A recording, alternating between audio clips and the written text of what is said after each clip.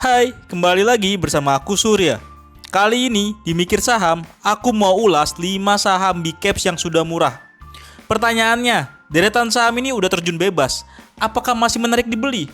Kalau sudah floating loss, apakah ada kemungkinan rebound lagi dan bisa bangkit lagi seperti sebelumnya?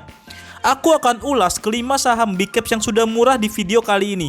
Sebelum itu, jangan lupa ajak kerabat, pacar, istri, mantan, keluarga, sampai musuh untuk subscribe channel YouTube Mikir Duit ya.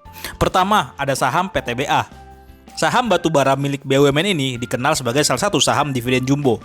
Saham ini bakal rups tahunan di Mei 2024. Banyak yang ekspektasi saham ini bakal bagikan dividen sebesar 100% dari laba bersihnya atau sekitar Rp530 per saham. Jika dihitung dengan harga per 2 Mei 2024, tingkat dividen yieldnya sekitar 18%. Lumayan besar kan?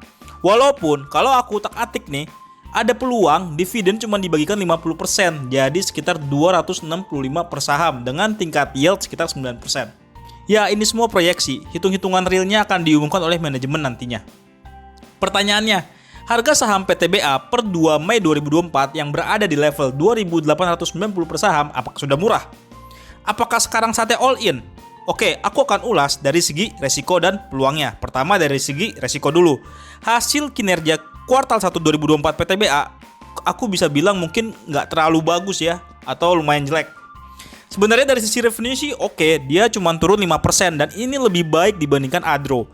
Tapi laba bersihnya turun 31%. Ini yang jadi parah.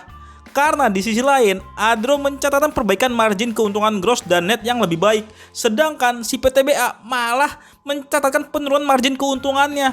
Sebenarnya sih, si PTBA ini udah memanage biaya operasional.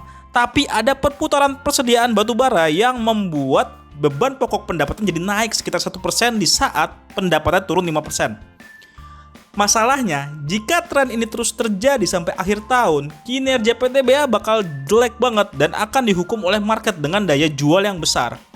Ditambah, jika dividen payout ratio-nya nggak 100%, saham PTBA ini juga bakal anjlok cukup signifikan. Meski begitu, tetap ada peluangnya. Kami ekspektasi harga batubara masih punya peluang untuk naik di semester 2 2024. Penyebabnya ada potensi gelombang panas yang terjadi di Asia Tenggara, Asia Selatan, dan sebagian wilayah Cina, sehingga bisa meningkatkan permintaan batubara untuk pembangkit listrik. Meski sebenarnya demand utama batubara itu datang dari industri semen di Cina yang sekarang lagi oversupply gara-gara sektor properti lagi bermasalah. Ingat kasus Evergrande kan? Nah, itu panjang lagi ntar ceritanya. Nah, dengan ekspektasi itu, kami berharap harga batubara bisa bertahan di $150 AS per ton sehingga kinerja emiten batubara seperti PTBA bisa menjadi lebih oke lagi. Lalu, apakah saham PTBA sekarang sudah murah? Jawabannya belum. Meski sudah turun signifikan, tapi kami hitung harga wajar PTBA itu ada di 2.460 per saham. Untuk itu, kalau kamu yang udah nggak sabaran bisa masuk tapi secara bertahap kali ya, dikit-dikit kayak 25% modal, atau enggak mungkin kamu yang mau sabar bisa wait and see dulu hingga melihat peluang harga sahamnya turun ke level yang lebih murah lagi gitu. Oke. Kedua, saham BBRI. Ini juga heboh nih karena sekelas Big Bang aja bisa turun cukup drastis. Bayangin dalam 3 bulan terakhir sampai 2 Mei 2024, saham BBRI itu sudah turun 18%.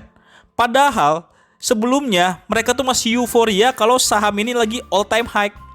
Sebenarnya kami udah wanti-wanti sih sejak akhir tahun lalu kalau ada resiko yang menghantui BBRI terutama di kuartal 1 2024.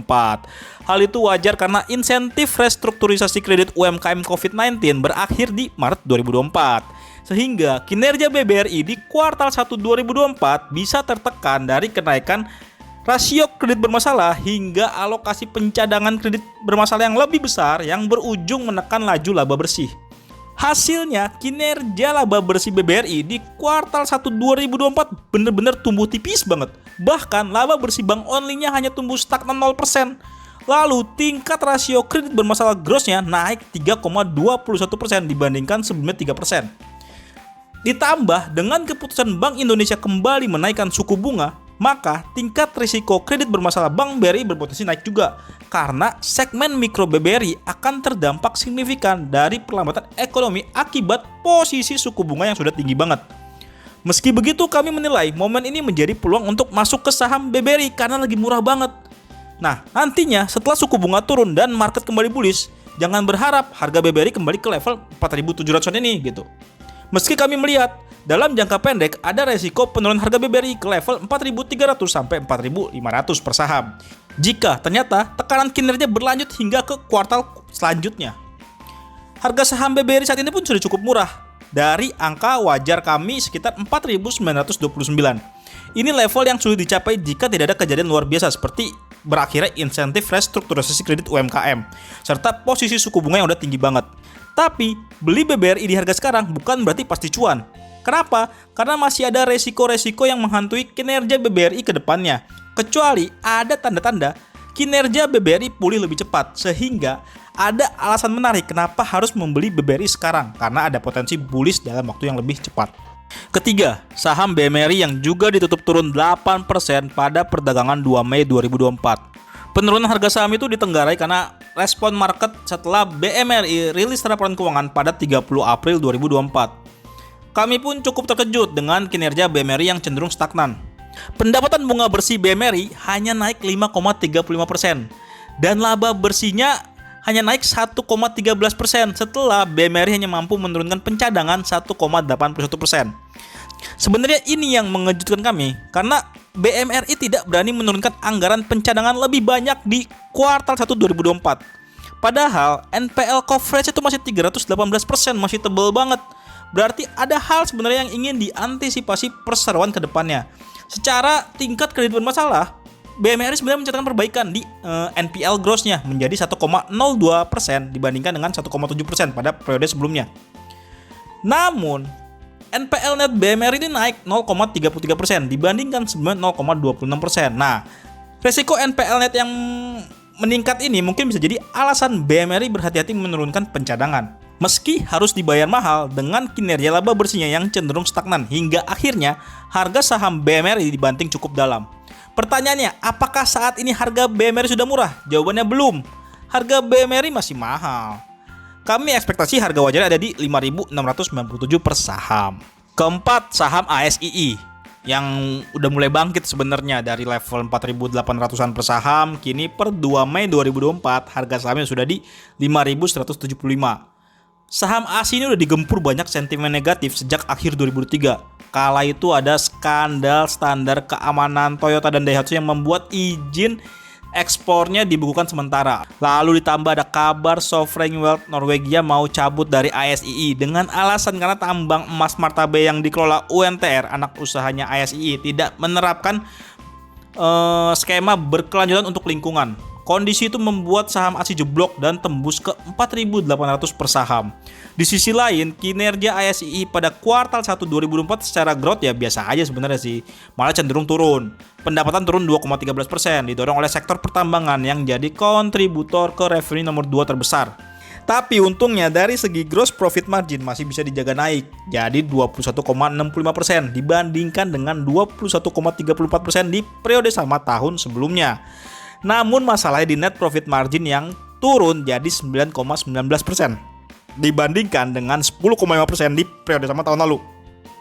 Hal ini disebabkan karena ada beberapa komponen non-operasional bisnis yang membuat net profit margin tergerus, seperti salah satunya floating loss investasi di saham Goto. Nah, kami menilai harga saham ASI saat ini masih murah karena harga wajarnya tuh ada di 5.959 per saham. Meski sekarang masih terlihat murah, tapi kami sarankan area beli saham ASI itu ada di 4.800 sampai 5.100 per saham. Alasannya dalam 10 tahun terakhir saham ASI cenderung sideways di 5.000 sampai 7.000 rupiah per saham. Untuk itu agar cuanmu optimal, kamu bisa masuk di kisaran yang tadi aku sebutin gitu. Kelima, saham TLKM. Ini juga jadi sorotan nih setelah dalam 3 bulan terakhir turun sebesar 21%. Paling parah setelah Telkom ini rilis laporan keuangan kuartal 1 2024 dan harga sahamnya sempat terjun ke 2.880 per saham. Apa yang salah dengan Telkom? Sampai kuartal 1 2023, Telkom masih mencatatkan pertumbuhan kinerja yang moderat yang kalau menurutku ya. Kayak pendapatan naik cuma 3,71%, tapi laba bersih turun di 5,78%. Hal ini disebabkan adanya kenaikan biaya sebesar 4,21%, ditambah floating loss di saham Goto dan aset investasi lainnya senilai 403 miliar. Di luar itu ada banyak cerita kalau rencana Starlink masuk ke Indonesia bisa ganggu market share-nya IndiHome, serta rumor grup Telkom kalah lelang akuisisi salah satu perusahaan katanya. Nah, cerita yang tadi itu bisa kamu baca di 24 Digest bulan April yang baru aku rilis di akhir bulan lalu. Nah, yang bisa baca ini cuma member Mikir Dividen. Kalau kamu tertarik juga bisa join Mikir Dividen dengan klik link di deskripsi ya. Nah, kembali ke cerita LKM. Saat ini harga sahamnya udah kembali di 3.920 per saham. Namun level harga saat ini menurut kami masih murah. Meski kamu juga harus ukur dengan kondisi kinerja saat ini ya, sehingga kami bisa merekomendasikan posisi beli saham Telkom yang oke untuk investasi jangka panjang tuh di 2.900 sampai 3.400 per saham. Pertanyaannya, apakah aman masuk ke saham big cap yang lagi jeblok ini? Bagaimana untuk yang udah nyangkut di harga atas? Pertama, masuk ke saham big caps yang lagi jeblok dengan catatan nggak ada masalah hukum, nggak ada masalah gagal bayar utang, dan lainnya ya yang masalah internal. Sebenarnya aman-aman aja dan bisa jadi momen terbaik untuk mengoptimalkan cuan di saham big caps yang liquid tadi. Hanya saja beli saham big caps di harga murah bukan berarti kamu langsung pasti untung besoknya atau seminggu kemudian, belum tentu. Dengan time frame pendek, risiko floating loss tetap ada hingga nanti market berbalik jadi bullish dan kamu akan menikmati tingkat floating profitnya.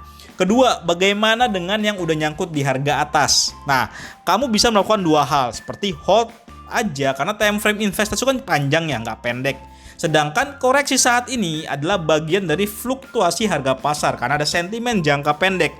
Nah, jadi yang penting bukan masalah internal perusahaan aja, tapi masalah eksternal. Seperti sekarang tingkat inflasi US masih tinggi sehingga suku bunga The Fed nggak turun.